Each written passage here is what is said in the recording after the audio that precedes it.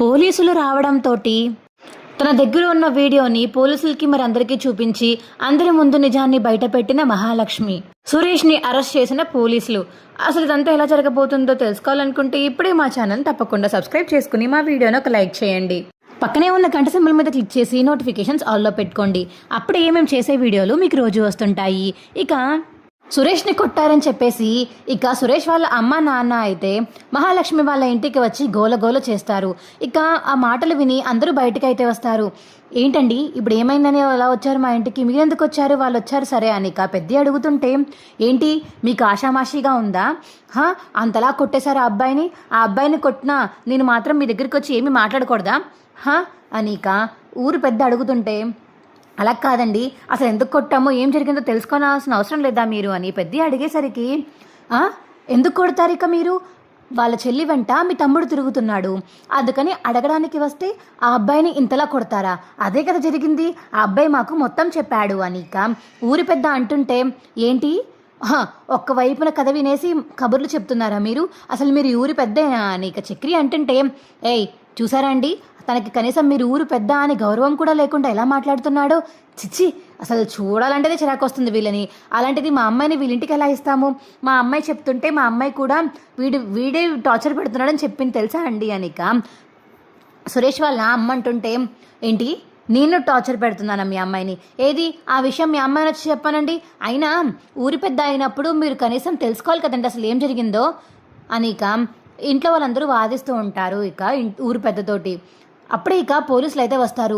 ఏంటి పోలీసులు వచ్చారు, పోలీసులా ఎందుకు వచ్చారు అని ఇక కన్నా మరియు కేశవ అయితే మాట్లాడుకుంటుంటే, మేమే పిలిచాము, ఏ భయం వేస్తుందా, ఆల్రెడీ ఒకసారి ఎలాగో జైలుకి వెళ్ళి వచ్చిన వాళ్ళే కదా మీరు, ఆ జైలుకి వెళ్ళి వస్తే ఇంకేముంటుంది, ఆ జైలుకి వెళ్ళి వచ్చినప్పుడు ఇక మళ్ళీ వెళ్తారులే మీరు జైలుకి, అస్తమానం వెళ్ళొచ్చే మొకాలే కదా మీరు అని శైలు వాళ్ళ నాన్న అంటుంటే, మాటలు మర్యాదగా రానివ్వండి, ఏంటి ఊరుకుంటూ రెచ్చిపోతున్నారు, జైలుకి వెళ్ళిన ప్రతి ఒక్కళ్ళు చెడ్డవాళ్ళు అయిపోరు, ఇక్కడ కూర్చునే వాళ్ళందరూ మంచివాళ్ళు అయిపోరు, ఊరి పెద్ద అని ముసుకేసుకున్న ఈయన పెద్ద మనిషి కూడా పెద్ద మనిషి అయిపోడు, మంచోడు అయిపోడు, అర్థమవుతుందా, ఎవరు ఎలాంటి వాళ్ళో వాళ్ళ ప్రవర్తనలోనూ వాళ్ళు చేసే సాయం గుణంలోనూ తెలుస్తుంది, అయినా మీకేం తెలుస్తుంది ఇలాంటి మంచి మంచి మాటలు, మీకు చెప్పుడుగొట్టు మాటలే కదా బాగా వింటారు మీ అందరూ, రానివ్వండి పోలీసుల్ని చూసుకుందాం అనేక చక్రి అంటుంటే, ఏంటి గొడవ ఏమైంది ఇక్కడ అని పోలీసులు అడగడంతో, ఇదిగోండి వీళ్ళే మా అబ్బాయిని చితక్కొట్టారు, ఎందుకు కొట్టారంటే మా అమ్మాయిని వాడు ప్రేమిస్తున్నాడు వాళ్ళ తమ్ముడు, అందుకని మా వాడు అడగడానికి వస్తే మా వాడిని కొట్టారు అని చెప్పేసి ఇక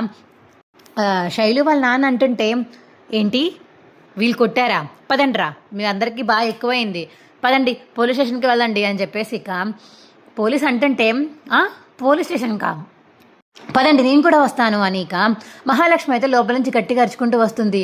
నువ్వెందుకు వస్తావమ్మా, నేను కూడా వస్తానండి, అసలు ఈ గొడవ మొదలైంది నా వల్ల, ఇక్కడ మా ఇంట్లో ఎవరైనా ఒక్కరిని తీసుకెళ్ళినా వాళ్ళతో పాటు నేను కూడా వస్తాను అని ఇక మహాలక్ష్మి అంటుంటే, నిన్నెందుకు తీసుకువెళ్తామమ్మా, వీళ్ళు కంప్లైంట్ ఇచ్చింది వాళ్ళ మీద ఇస్తే ఏంటండి, అసలు మీరు ఏమని కంప్లైంట్ రిసీవ్ చేసుకున్నారు, అసలు అక్కడ జరిగిన గొడవ ఏంటి, అసలు వీళ్ళు ఎందుకు వెళ్ళి కొట్టారు అదంతా మీరు తెలుసుకున్నారా, ఒక పోలీస్ ఉద్యోగిగా మీరు అక్కడ జరిగిందంతా తెలుసుకున్నారా, తెలుసుకోకుండా అసలు ఎలా వస్తారు ఇక్కడికి, అసలు నాకు తెలియక అడుగుతున్నాను, ఒక పక్కన వాదన వినేసి ఇక్కడికి ఎలా వస్తారు మీరు అని మహాలక్ష్మి ఇక పోలీసుల్ని గట్టిగా అడిగేసరికి, అది కాదమ్మా జరిగింది వింటే మీరే వాడిని చెంపదెబ్బ కొడతారు తెలుసా, నా డ్రెస్ ఇంత బురదగా ఎందుకుందో ఎవరైనా అడిగారా, ఇంతసేపు అయి నేను వాదిస్తున్నాను ఇందాక నుంచి, ఒక్కళ్ళన్నా నా డ్రెస్ ఎందుకు బురదగా ఉందా అని అడిగారా, అడగలేదు, అసలు ఏమైందో తెలుసా మీకు అని ఇక మహాలక్ష్మి అంటుంటే, ఏంటి ఇప్పుడు నీ డ్రెస్ బురద ఎందుకు అయిందో తెలుసుకోవాలా, మీకు మీ కొడుకుని పెంచడం రాలేదు, అట్లీస్ట్ మీ కూతురునన్నా బాగా పెంచారు, తను ఇంకా మంచిది కాబట్టి గొడవకి రాలేదు, తను మంచిదని నేను మనస్ఫూర్తిగా అనుకుంటున్నాను, అందుకే మా కేశవని ప్రేమించింది తను, మీకులాగా అబద్ధాలాడి మీ కొడుకులాగా పెంచలేదు, చిచ్చి మీ కూతురు చాలా మంచిది అని ఇక మహాలక్ష్మి అంటుంటే, ఏంటి సార్ ఇంకా చూస్తున్నారు, తన మాటలు వింటారేంటి, వెళ్ళి ముందు వీళ్ళని అరెస్ట్ చేయండి అని ఇక శైలు వాళ్ళ అమ్మ అంటుంటే, ఎవరు అరెస్ట్ చేసేది, ఎవరిని అరెస్ట్ చేసేది, అసలు అక్కడ జరిగిన గొడవ ఏంటో మీకు తెలుసా, నేను రోడ్ మీద వెళ్తుంటే నన్ను కామెంట్ చేశాడు ఎదవా, ఈ కామెంట్ చేయడం వల్ల నాకు కోపం వచ్చి వెనక్కి వెళ్ళి ఇంకొకసారి మాటలు మర్యాదగా రాకపోతే నీకు దవడ పగులుతుందని చెప్పాను, అయినా మాటలు వినకుండా నేను చంపదెబ్బ కొట్టాను నా మాట వినలేదని అని. ఇక నేను బస్ స్టాప్లో వెయిట్ చేస్తుంటే అప్పుడే బైక్ వేసుకుని వచ్చి నా మెల్లో ఉన్న చున్నీని లాక్కుని నన్ను కూడా పరిగెత్తించాడు రోడ్ మీద. కావాలంటే మీరు బస్ స్టాప్కి వెళ్ళి అక్కడ ఇందాక ఉన్న ఆడవాళ్ళని అడగండి, వాళ్ళు చూశారు. అది కాకపోతే నా దగ్గర ప్రూఫ్ ఉంది, అది కూడా చూపిస్తాను మీకు. నన్ను రోడ్డు మీద చున్నీతోటి ఈడ్చి తీసుకెళ్తే ఆ చున్నీ నేను విడిపించుకున్నాను. ఆ చున్నీ విడిపించుకునే పరిగెత్తి ఒకసారిగా ఆగిపోవడంతో ఆ బ్యాలెన్స్ తప్పి నేను బురద వాటర్లో పడిపోయాను. అందుకే నా డ్రెస్ ఇలా అయింది. ఇది ఇంట్లో తెలిసి వీళ్ళకి నేను చెప్పడం వల్ల వీళ్ళు వెళ్ళి తనని కొట్టారు. ఇది జరిగింది సార్, పదండి నేను కూడా కంప్లైంట్ ఇస్తాను, రాసుకోండి అనిక. మహాలక్ష్మి అంటుంటే నువ్వు చెప్పిందంత నిజమేనని మేము ఎలా నమ్మాలి అనిక శైలు వాళ్ళ అమ్మ అడుగుతుంటే, ఓహో నేను చెప్పిందంతా మీరు నమ్మరు, కానీ మీ అబ్బాయి చెప్పేసి మా వాళ్ళు వచ్చి కొట్టారని చెప్తే మాత్రం మీరు నమ్మేస్తారా? ఏమో మీ అబ్బాయి బయటికి వెళ్ళి ఎవరితో అన్నా ఫైట్ చేసి వచ్చాడేమో, మా మీదకి నెట్టుతున్నాడేమో, ఎవరికి తెలుసు అని మహాలక్ష్మి అంటుంటే, ఇది నిజమే కదా అని ఇక చుట్టుపక్కల వాళ్ళందరూ మాట్లాడుకుంటారు. ఏమన్నా అంటే అస్తమాను ఇంటి మీదకి వస్తారు. ఒక్కసారి జైలుకి వెళ్తే మాత్రం అందరూ నేరం చేసిన వాళ్ళు ఏమీ అయిపోరు. ఆ రోజు ఆ నేరం మోపిన వాళ్ళ తర్వాతే వాళ్ళే వచ్చి ఇలా నిజం చెప్పారు కాబట్టి వీళ్ళు బయటికి వచ్చారు. అయినా అక్కడ ఏం జరిగిందో తెలుసుకోకుండా వీళ్ళు ఇలాంటి వాళ్ళు అని ముద్ర ఎలా వేయగలుగుతారు మీరు? ఈ ఇంట్లో ఒక ఆడపిల్ల చాలా క్షేమంగా ఉందంటే దానికి నేనే నిదర్శనం. వీళ్ళెంత బాగా చూసుకుంటారో మీకేం తెలుసు? మీ కొడుకుని పెంచినట్టు పెంచలేదు వీళ్ళ అమ్మ నాన్న. వీళ్ళని చాలా బాగా పెంచడం మా పెద్ది మా నారాయణ. మీకు ఉంది బుద్ధి అసలు? చిచ్చి, ఇలాంటి కొడుకుని పెంచుతారా? మీరు అంతకీ నమ్మకపోతే నా దగ్గర ప్రూఫ్ కూడా ఉంది. రోడ్డు మీద వెళ్ళే ఒక అమ్మాయి నాకు వీడియో తీసి పంపించింది, ఇదిగోండి కావాలంటే చూడండి అని ఇక మహాలక్ష్మి ఫోన్లో అయితే ఇక వీడియో చూపిస్తుంది అందరికీ. ఇక వీడియో చూసి పోలీసు వాళ్ళందరూ షాక్ అయిపోతారు. ఏంటి ఇంతలా టార్చర్ పెట్టాడా, ఇంత రౌడీగాడా వీడు అని ఇక శైలు వాళ్ళ అమ్మ నాన్న చూసి ఒక్కసారిగా షాక్ అయిపోతారు. రే నువ్వు చెప్పిందేంట్రా, ఇక్కడ జరిగిందేంటి? నువ్వు ఇలా చేసావు కాబట్టి వాళ్ళు వచ్చి నేను కొట్టారా? మరి ఎందుకు కొట్టారు అంటే శైలు కోసం వెళ్ళినందుకు కొట్టారని చెప్పేసి అబద్ధం చెప్పావా మాకు? అసలు ఎక్కడ దాపరించావురని మాకు నువ్వు? నీ వల్ల ఊరి పెద్దని తీసుకుని వచ్చి ఇక్కడికి వచ్చి గొడవ పెట్టాము, జరిగింది చెప్పాలి కదా నువ్వు. ఇప్పుడు అక్కడ అబద్ధం చెప్పి ఇక్కడికి తీసుకొచ్చావు, అందరి ముందు పరువు పోలేదా మనది అని ఇక శైలు వాళ్ళ అమ్మ అంటుంటే, మీ కొడుకు పరువు ఉంటేనే కదా రోడ్డు మీద అలా చున్నీ లాక్కు వెళ్ళడం కూడా ఒక బుద్ధిమాలిన బతుకు ఇతందిచ్చి కొంచెం కూడా మమకారం సంస్కారం తెలియని మనిషి ఈ అబ్బాయి. మా ఇంట్లో ఒక్కరు కూడా ఇలా ఉండరు, కనీసం తిన సగం బుద్ధి కూడా మా ఇంట్లో వాళ్ళెవరికి వంకర బుద్ధి లేదు. మా వాళ్ళని మీ వాళ్ళని పోల్చుకుంటే కొండకి గోరుకి ఉన్న సంబంధం ఉంది. మా వాళ్ళు ఎంత బాగా చూసుకుంటారో అంత బాగా ఉంటారు. ఎవరు అమ్మాయిల్ని ఏడిపించరు, ఎవరిని కామెంట్స్ చేయరు, వాళ్ళ పని వాళ్ళు చేసుకుని పోతారు అంతే. మీ అమ్మాయిని ప్రేమించాడు, మీ అమ్మాయి కూడా ప్రేమించింది కాబట్టి ఇంకా అణిగిమణిగి ఉన్నారు. నేను వద్దని చెప్పాను, కానీ నా భర్త కాబట్టి తనకి నా మీద చేయడం వల్ల తనకి కోపం వచ్చి తను వచ్చాడు. తనని ఆపడానికి వీళ్ళందరూ వస్తే మా ఆయన్ని తను కొడుతున్నాడని చెప్పేసి వీళ్ళందరూ కలిసి ఇక అందరూ కలిసి కొట్టుకున్నారు. కావాలంటే వాళ్ళ ఫ్రెండ్స్ని పిలండి, తను నన్ను కామెంట్ చేయడం వల్లే నేను తనని కొట్టాల్సి వచ్చింది. అలా కొట్టిన తర్వాత నన్ను చున్నీ పట్టుకుని ఈడ్చుకు వెళ్ళాడు కాబట్టి మా ఇంట్లో వాళ్ళు రియాక్ట్ అయ్యారు. ఇప్పుడు మీ అమ్మాయి శైలుని మీ కొడుకు లాంటి వాడు ఎవరన్నా ఏడిపించి అలా చున్నీ లాక్కుని వెళ్ళి బురదలో పాడేస్తే మీకు బాధగా ఉండదా? మీ ఇంట్లో అమ్మాయి కదా, మీకు బాధ అనిపించదులే. మీరు అలాంటి వాళ్ళు కాబట్టి మీ కొడుకు ఇలా తయారయ్యాడు అని ఇక మహాలక్ష్మి అయితే అందరికీ చెప్తుంది.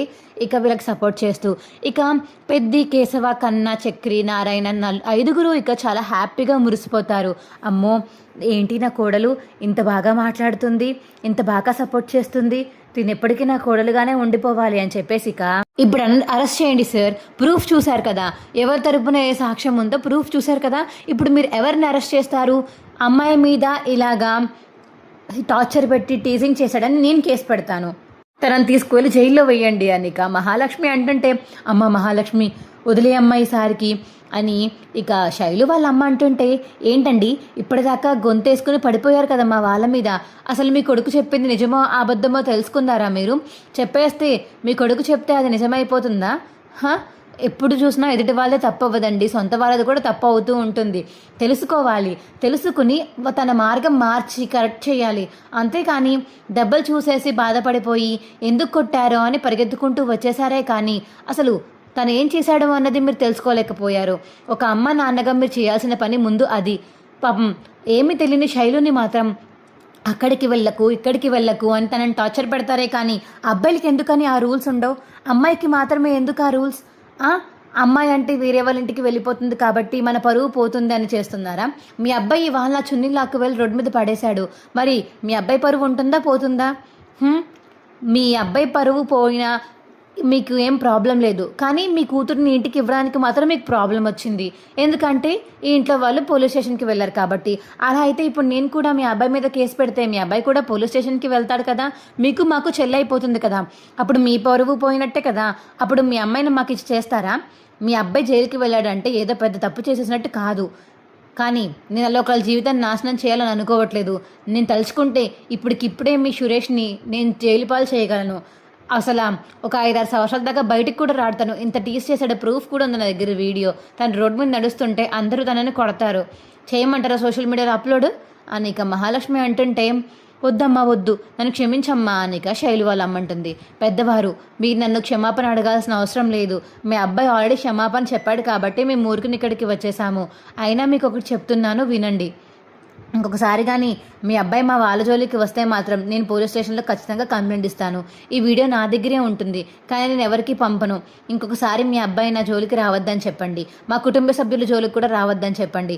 ఇదే మీ అబ్బాయికి ఇస్తున్న లాస్ట్ అండ్ ఫైనల్ వార్నింగ్ నేను ఇచ్చేది. అర్థమైంది అనుకునే కోరుకుంటున్నాను. సార్, ఇక మీరు వెళ్ళొచ్చు. అమ్మా, నీ చాలా పెద్ద మనసు అమ్మా, అందుకే తనని అరెస్ట్ చేయనివ్వకుండా చేశావు. లేకపోతే ఖచ్చితంగా అరెస్ట్ చేద్దాను నేను. ఆ వీడియో చూసాక నాకు చాలా కోపం వచ్చింది. రేయ్ ఇలా రారా అనిక పోలీస్ అయితే సురేష్ని పిలిచి సురేష్ చెంప పగలగొడతాడు పోలీస్. ఏంటి సార్ అలా కొట్టేశారు? ఏరా, నువ్వు చేసిన పనికి కొట్టకపోతే ఏం చేయమంటావు? ఆ అమ్మాయి అని కూడా చూడకుండా మళ్ళీ చున్నీ పట్టుకుని లాక్కొని తీసుకెళ్తావా?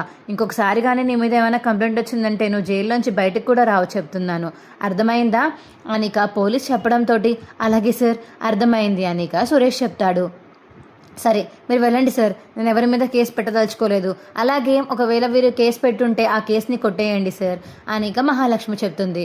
కొట్టేస్తానమ్మా, మీలాంటి మంచి మనుషులు ఉండడం వల్లే నిజంగా ఇలాంటి వాళ్ళు బతికిపోతున్నారు.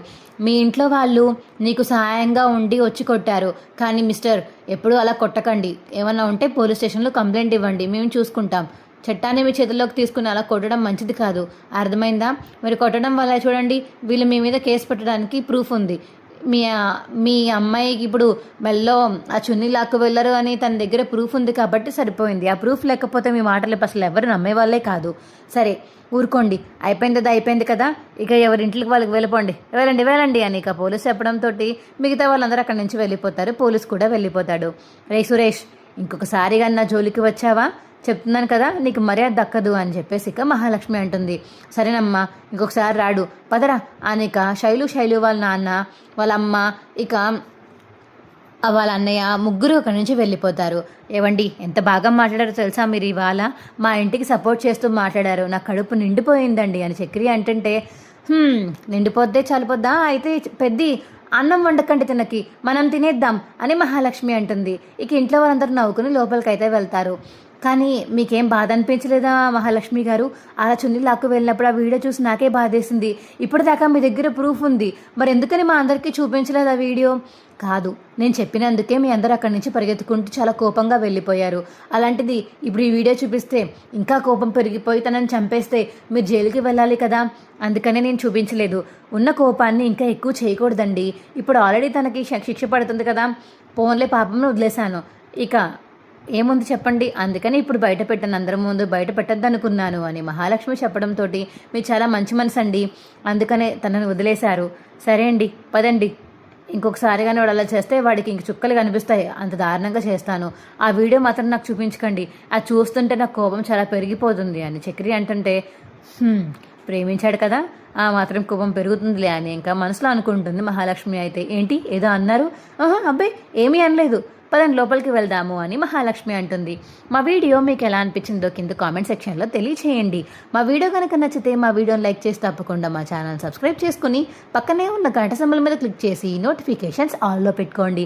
అప్పుడే మేము చేసే వీడియోలు మీకు రోజు వస్తుంటాయి. ఈ వీడియోని చివరి వరకు మిస్ కాకుండా చూసినందుకు చాలా చాలా ధన్యవాదములు. Bye friends.